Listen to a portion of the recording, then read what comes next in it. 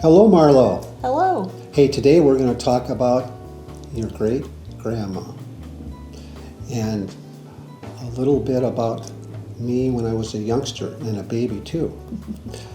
When I was a baby, I was born in Grand Rapids, Michigan. Now, I have a picture here of me right after taking a stroll in a stroller in Grand Rapids, Michigan. And that was taken back in 1948, just after I was born. And now look at this next picture here.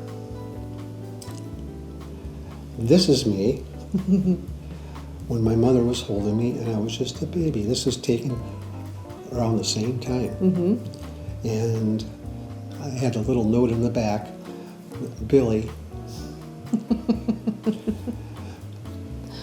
After 4 days, I think it said. Wow.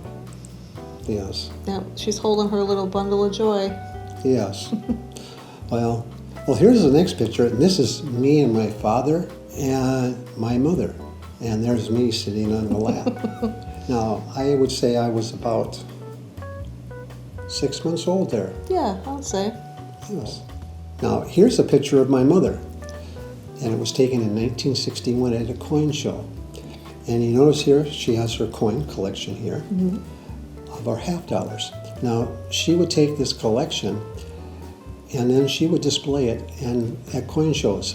And then what they do is the people with collections will put them in cases and then people would go around and pick out which one had the best display.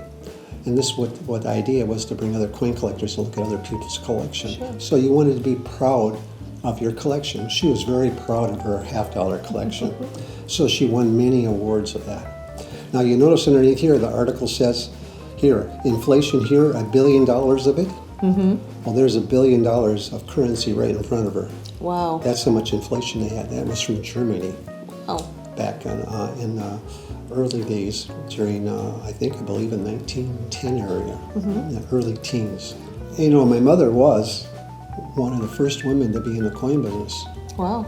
Yes, and she wasn't just a helper. She was actually a dealer. She bought and sold. So actually, she was the only woman I ever known that was buying and selling coins Wow. in the coin business, because it was only a man's type of business. It was a man's world. Yes.